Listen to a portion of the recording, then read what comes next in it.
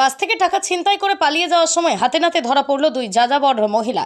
স্থানীয় সূত্রে জানা যাচ্ছে, এক মহিলা বাসে করে আসছিল। বাসে থাকা ওই মহিলার ব্যাগ থেকে দুই যাযাবর মহিলা বৈকুণ্ঠপুর স্টপেজের আগে টাকা নিয়ে নেয় মহিলা। বুঝতে পেরে বৈকুণ্ঠপুর স্টপেজে যখন নামতে যাচ্ছিল যাযাবর মহিলা, তারা পিছু ধাওয়া করে।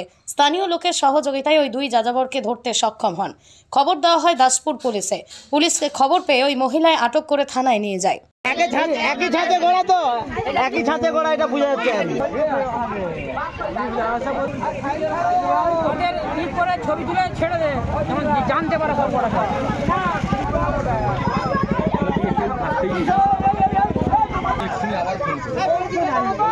তুলে নিয়ে হাওয়া না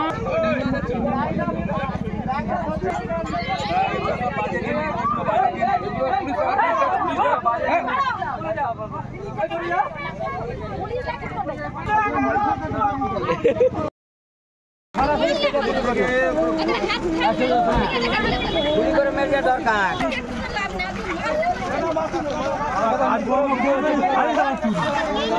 পয়সা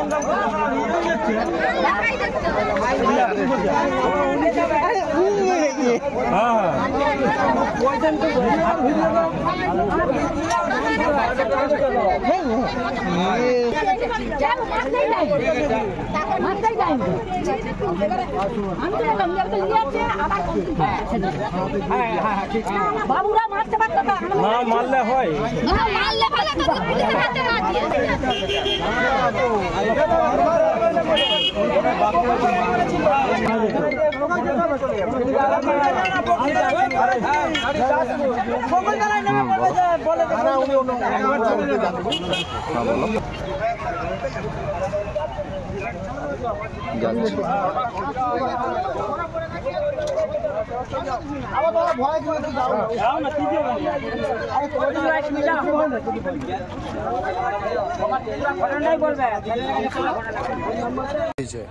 ঘটনা হয়েছে কি, একটা মহিলা তমলুক থেকে আসছিল বেলতলায় নামবে। এবার নামবে বলে বৈকুণ্ঠপুর বাস স্ট্যান্ডের কাছে, এবার বকুলতলায় নামবে, এবার আসছিল বৈকুণ্ঠপুর বাস স্ট্যান্ডের কাছে উঠে দাঁড়িয়েছে, মানে ফরেস্ট অফিসে নামবে। সে টাইমে কত যাযাবর টাইপের মহিলা আছে, তারা ওইসব বাসে বিভিন্ন গ্যাং থাকে, বাসে উঠে পড়ে। উঠে এরকম যারা এবার নামার মুখে বা সম্মুখে, ওই টাইমে ওরা কিনতে মানে ব্যাগ খুলে বাচ্চা একটা কোলে রাখে। সে কোলে রাখার বাহানায় ভ্যানিটি ব্যাগ বা সাইড ব্যাগ দিয়ে হাত ঢুকিয়ে ব্যাগ বা ফোন টোন বা যাবতীয় পয়সা সব তুলে নেয়।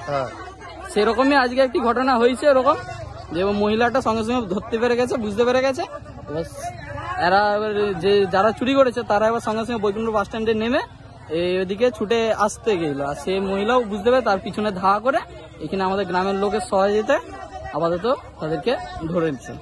এই জায়গাটার নাম কি? এই জায়গাটা হচ্ছে বৈকুণ্ঠপুর। বৈকুণ্ঠপুর, হ্যাঁ, বৈকুণ্ঠপুর তেমাধান। আপনার নাম? সুব্রত সিং।